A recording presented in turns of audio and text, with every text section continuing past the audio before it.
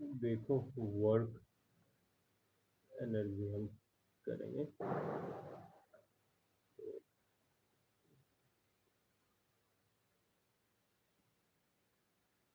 Work, समझो एक body है, यहाँ पे सॉलिड बॉडी रखी हुई है एक सरफेस के ऊपर, इस तरह से, है ना। तो इस बॉडी के ऊपर एक फोर्स लगाते हैं। लेट्स से ये फोर्स लग रही है लेफ्ट टू राइट डायरेक्शन में, और हम मान लेते हैं वो फोर्स क्या है, एफ। तो बॉडी के ऊपर एफ फोर्स लग रही है लेफ्ट से लेके राइट की तरफ। तो बॉडी में दो चीज होगी, या तो बॉडी फोर्स लगने के बाद भी रेस्ट में ही रहे, या फिर मूव करे। तो जब बॉडी मूव करेगी ना, लेट से देखो यहाँ से ये डिस्प्लेस हो जाएगी और ये बॉडी यहाँ आ जाएगी डिस्प्लेस होने के बाद। ओके, तो डिस्प्लेसमेंट कितनी हो गई, हम यहाँ से यहाँ दोनों के बीच में से निकालते हैं। मान लिया डिस्प्लेसमेंट जो है वो है एस, ठीक है।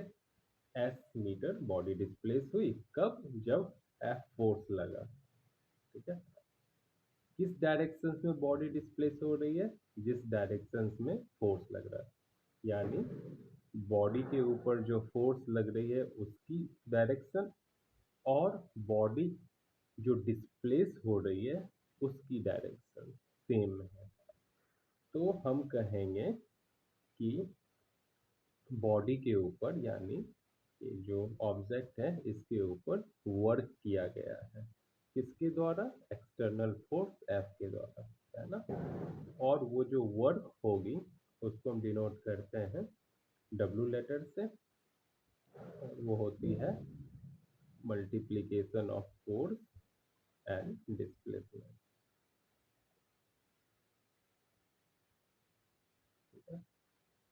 क्लियर। तो वर्क की एसआई यूनिट क्या होगी, जूल। जूल को जैसे रिप्रेजेंट करते हैं, वर्क को रिप्रेजेंट किस अल्फाबेट से करते हैं, कैपिटल डब्ल्यू से। और इसका फॉर्मूला क्या हो गया वर्क का, force time displacement. Work vector है या स्केलर है, वर्क स्केलर होता है, ठीक है। Work is a scalar quantity, ठीक है। तो अब देखो दूसरा केस, दूसरा केस क्या है कि बॉडी यहाँ पे पड़ी हुई है इस तरह से, और फोर्स एफ लग रही है, लेकिन बॉडी मूव ही नहीं किया, मतलब क्या हो गया, डिस्प्लेसमेंट जीरो। डिस्प्लेसमेंट तभी होगी ना जब बॉडी मूव करेगा, यहाँ बॉडी मूव ही नहीं कर रही है, तो डिस्प्लेसमेंट क्या होगी, जीरो। इसलिए वर्क क्या हो जाएगा, जीरो। अगर एक बॉडी में फोर्स लगे और बॉडी डिस्प्लेस ही ना करे तो उसके ऊपर कोई भी वर्क नहीं होगा। तो वर्क की डेफिनेशन हम देखते हैं।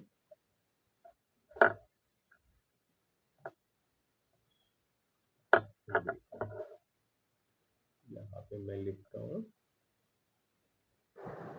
डेफिनेशन, है ना। हम खुद से भी बना सकते हैं। तो वर्क क्या है, वर्क को हम बोलेंगे work is said to be done. Work is said to be done if a force acting on a body, acting on a body is able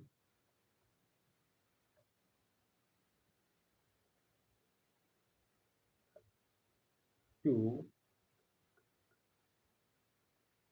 actually move it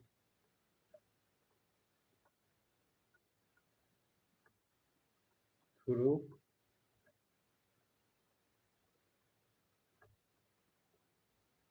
some displacement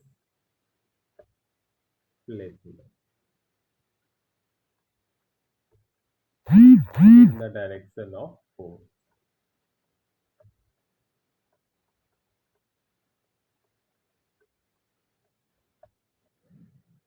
In the direction of force. तो basically क्या है कि जब एक force एक object के ऊपर लगता है और फोर्स के ही डायरेक्शन में अगर कोई बॉडी डिस्प्लेस कर जाए तो हम कहेंगे उस बॉडी के ऊपर वर्क हुआ है।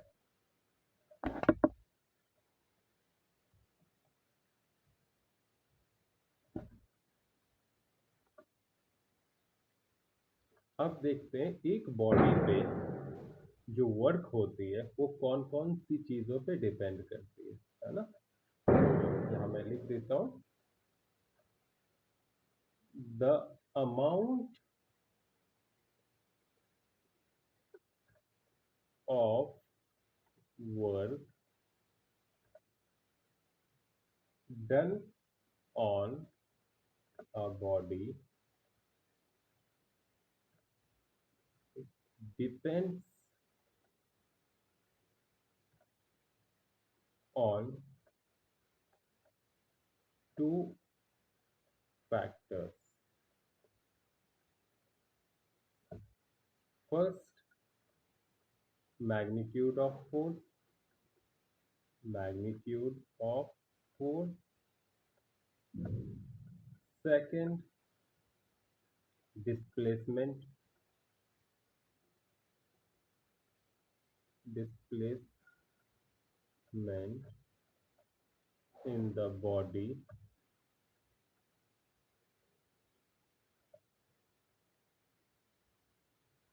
by the force. तो वर्क दो चीजों पे डिपेंड करती है। पहला कि कितनी अमाउंट में कितनी मात्रा में आप फोर्स लगा रहे हो और दूसरा कि बॉडी की डिस्प्लेसमेंट कितनी हुई है। तो इन दोनों चीजों पे वर्क डिपेंड करती है। फॉर्मूला से भी हम देख सकते हैं ना, क्या है देखो formula, work equal to force into displacement. तो वर्क किस पे डिपेंड कर रही है, फोर्स जो बॉडी के ऊपर लग रहा है और दूसरा डिस्प्लेसमेंट। यहाँ से भी आप इस चीज को समझ सकते हो। फिर आते हैं कितने टाइप्स की वर्क होती है, पहले उसको समझते हैं। देखें वर्क जो है ना वो पॉजिटिव हो सकती है, वर्क नेगेटिव भी हो सकती है और वर्क जीरो भी हो सकती है। तो सबसे पहले हम देखेंगे पॉजिटिव। पॉजिटिव कब होगी, जब डायरेक्शन जो है इसका ऑफ फोर्स, या मैं डी आई आर ई लिख रहा हूँ, तो मतलब है डायरेक्शन ऑफ फोर्स जो है वो इक्वल हो जाए किसके, direction of displacement. S vector क्या है, डिस्प्लेसमेंट, एफ वेक्टर क्या है, फोर्स। ठीक है, जब डायरेक्शन ऑफ फोर्स जो है ना वो क्या हो, ऑपोजिट हो, मतलब हो गया माइनस हो किसके, direction of displacement, just opposite है। और वर्क जीरो कब होगी, जब डिस्प्लेसमेंट इक्वल टू जीरो हो, यानी S vector equal to zero हो। दूसरा, जो फोर्स है और डिस्प्लेसमेंट उनके बीच में एंगल 90 बने, यानी डायरेक्शन ऑफ फोर्स और डायरेक्शन ऑफ डिस्प्लेसमेंट एक दूसरे के परपेंडिकुलर हो, नॉर्मल हो। ओके।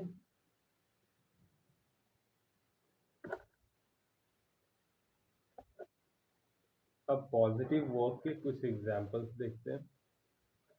तो यहाँ मैं डाल देता हूँ पॉजिटिव वर्क।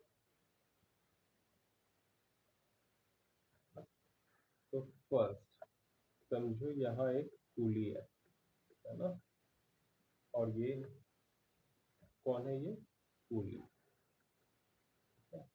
ये क्या कर रहा है, यहाँ एक बैग है, इस बैग को ये क्या करेगा, लिफ्ट करेगा, नीचे से ऊपर लेके जाएगा। ठीक है। तो जब कूली बैग को नीचे से ऊपर लेके जा रहा है, यानी बैग कैसे ट्रेवल करेगी, इस तरह ऊपर जाएगी। तो डिस्प्लेसमेंट की डायरेक्शन क्या है, अपवर्ड वर्टिकल।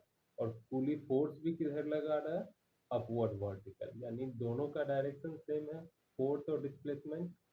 तो यहाँ पे कैसा वर्क होगा, पॉजिटिव वर्क। दूसरा देखो,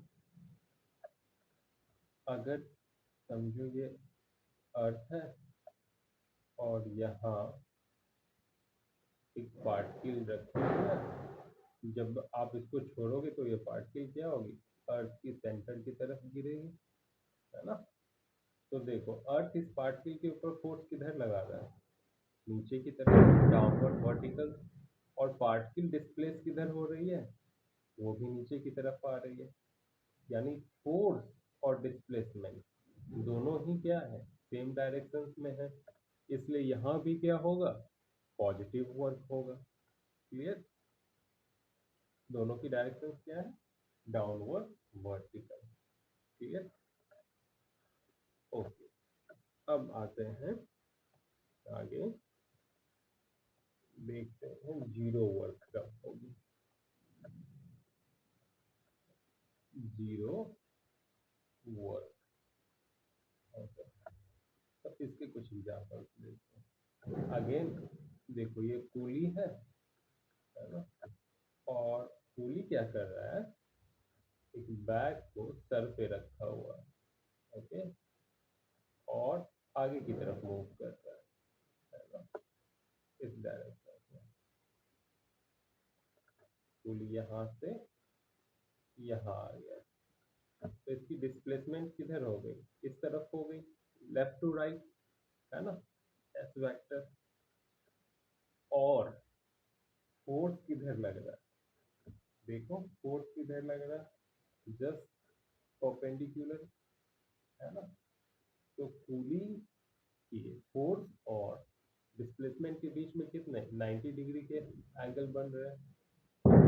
कूली जो बैग के ऊपर फोर्स लगा रहा है और जो डिस्प्लेसमेंट हो रही है बैग की, दोनों के बीच में एंगल कितने फॉर्म हो रहे हैं, 90 डिग्री। इसलिए वर्क कितनी हो जाएगी, जीरो, है ना।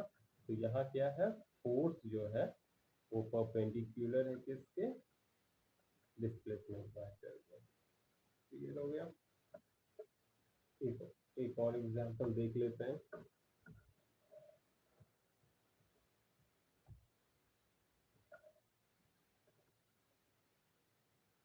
देखो ये सर्कल है और इसका सेंटर यहाँ है, ओ एक बॉडी है, समझो यहाँ पे हम एक बॉडी लेते हैं जो एंटी क्लॉकवाइज मूव कर रही है इस सर्कल में। तो सेंस ऑफ मोशन क्या हो गया, सेंस ऑफ मोशन जो है वो है एंटी क्लॉकवाइज, एंटी क्लॉकवाइज। तो सेंटर से पार्टिकल को मिलाएंगे, है ना, इस तरह से। इसको क्या बोलते हैं, रेडियल डायरेक्शन, है ना, क्योंकि जो सेंटर से सरकमफेरेंस को टच कर रही है ना। तो ये क्या है, रेडियल। अगर बाहर की तरफ निकली तो ये क्या हो गई, रेडियली आउटवर्ड। हर एक पॉइंट पे ये डिफरेंट होती है। देखो अगर पार्टिकल यहाँ से यहाँ आ जाएगी तो इसका डायरेक्शन क्या हो जाएगा, ये ये भी क्या है, रेडियली आउटवर्ड। अगर पार्टिकल यहाँ आ जाए तो इसका डायरेक्शन इस तरह से हो जाएगा, है ना। ये सारे रेडियली आउटवर्ड है। लेकिन ऑब्जेक्ट की वेलोसिटी किधर है, हम टेंजेंट ड्रॉ करेंगे इस डायरेक्शन। यहाँ ऑब्जेक्ट की वेलोसिटी की डायरेक्शन क्या है, देखो ये हो, इस साइड देखो किधर होगी, यहाँ होगी। तो यहाँ देखो ये क्या है, यहाँ फोर्स की डायरेक्शन, फोर्स कौन सी फोर्स, सेंट्रीपिटल फोर्स। और डिस्प्लेसमेंट किधर होगी, टेंजेंट इस डायरेक्शन में, है ना। यहाँ से इस डायरेक्शन में क्या होगी, डिस्प्लेसमेंट। और ये इस डायरेक्शन में क्या लगेगी, फोर्स टुवर्ड्स सेंटर। अगर सेंट्रीपिटल फोर्स है तो किधर लगेगी, सेंटर की तरफ। और डिस्प्लेसमेंट किधर हो गई, अगर मैं नाम दे दूं पी ए, तो सेंट्रीपिटल फोर्स किधर लग रही है, पी से ओ की तरफ, और डिस्प्लेसमेंट किधर हो रही है, पी से ए की तरफ। तो एंगल कितने बन रहे हैं, 90 डिग्री।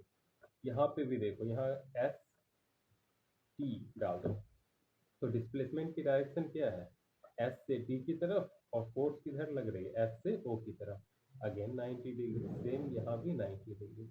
तो हर जगह हम क्या देख रहे हैं, फोर्स किधर लग रही है, टुवर्ड्स सेंटर, और डिस्प्लेसमेंट किधर है, टेंजेंट। तो दोनों के बीच में कितनी डिग्री बन रही है, 90 डिग्री। फोर्स क्या है, परपेंडिकुलर टू डिस्प्लेसमेंट, इसलिए वर्क क्या होगा, इस केस में भी जीरो होगा। तो आप ऐसा बोल सकते हो, if a body revolves in a circular path under the influence of a force, on completing one round the displacement becomes zero, so the work done by the force is also zero. अब एक दूसरा case जो अभी हम मैंने बोला, देखो एक पार्टिकल यहाँ से स्टार्ट हुई और घूम के एक राउंड लगा के यहाँ आ गई सर्कल में, तो डिस्प्लेसमेंट कितनी हो गई, जीरो, क्योंकि इनिशियल पोजीशन और फाइनल पोजीशन सेम है। तो अगेन वर्क क्या हो जाएगा, फोर्स टाइम्स डिस्प्लेसमेंट, तो जीरो, क्योंकि एस जीरो है। तो यहाँ समझने वाली बात यह है कि यूनिफॉर्म सर्कुलर मोशंस में हमेशा वर्क क्या होगा, जीरो।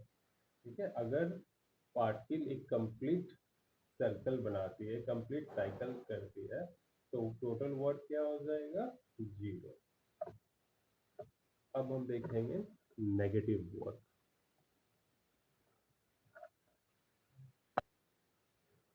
तो अभी है नेगेटिव वर्क के कुछ एग्जांपल्स, उसको देखना। तो जो वर्क होती है फ्रिक्शन फोर्स की वजह से, वो क्या होती है, नेगेटिव वर्क। तो क्या लिखोगे, work done by the force of friction. ठीक है, इसको ऐसे समझो कि एक बॉडी है, उसकी मोशन की डायरेक्शन ये है, तो फ्रिक्शन फोर्स किधर लगेगी, पीछे की तरफ, है ना। लेकिन बॉडी डिस्प्लेस किधर हो रही है, आगे की तरफ। बॉडी किधर से किधर आ रही है, लेफ्ट टू राइट, और फ्रिक्शन फोर्स किधर लग रही है, राइट टू लेफ्ट, है ना। बॉडी की डिस्प्लेसमेंट की डायरेक्शन ये है, और फ्रिक्शन फोर्स दोनों एक दूसरे के क्या है, ऑपोजिट है ना, इसलिए वर्क क्या हो जाएगी, नेगेटिव। दूसरा एग्जांपल देखो, अर्थ है, ठीक है, और एक पत्थर नीचे से ऊपर लेके जा रहे हैं, है ना? तो जब आप नीचे से ऊपर लेके जा रहे हो, अर्थ हमेशा फोर्स किधर लगाएगी, पत्थर के ऊपर, नीचे की डायरेक्शन में, हमेशा टुवर्ड सेंटर, है ना। ग्रेविटेशनल फोर्स हमेशा किधर लगती है, toward centre of the earth, है ना। बट डिस्प्लेसमेंट की डायरेक्शन क्या है, ये तो ऊपर जा रही है ना। तो दोनों एक दूसरे के क्या हो गए, ऑपोजिट, इसलिए यहाँ पे वर्क क्या होगी, नेगेटिव। तो जब एक बॉडी नीचे से ऊपर जाती है, तो अर्थ जो वर्क करेगी वो क्या होगी, नेगेटिव वर्क होगी।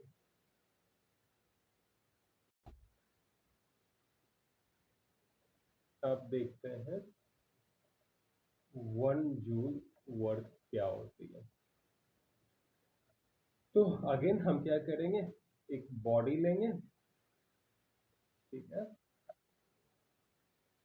हमने एक बॉडी कंसीडर कर लिया। ओके, इस बॉडी के ऊपर हम फोर्स लगाएंगे।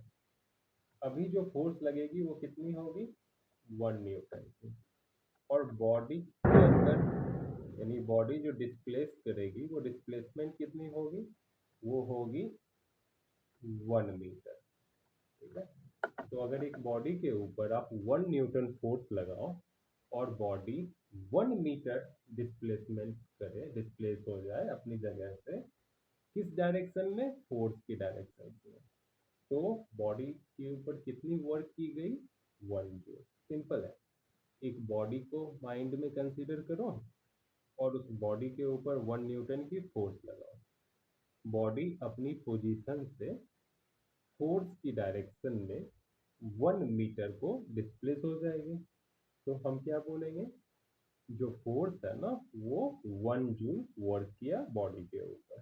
ओके, तो कैसे डिफाइन करोगे, इसे ऐसे बोल सकते हो, 1 joule of work is said to be done when a force of 1 Newton displaces a body through a distance या displacement of 1 metre in its own direction।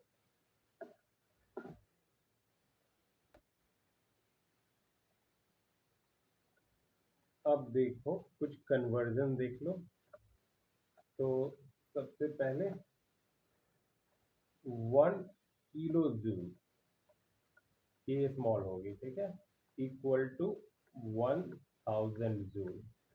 इसी को क्या बोल सकते हैं, 10⁻³ जूल। दूसरा 1 मेगा जूल, ये कितनी होती है, 10⁻⁶ जूल। फिर तीसरा 1 गीगा जूल, ये कितना होता है, 10⁹ जूल। वर्क की जो सीजीएस यूनिट है वो क्या होती है, मैं लिख देता हूं, CGS unit of work equal to क्या होगा, अर्ग।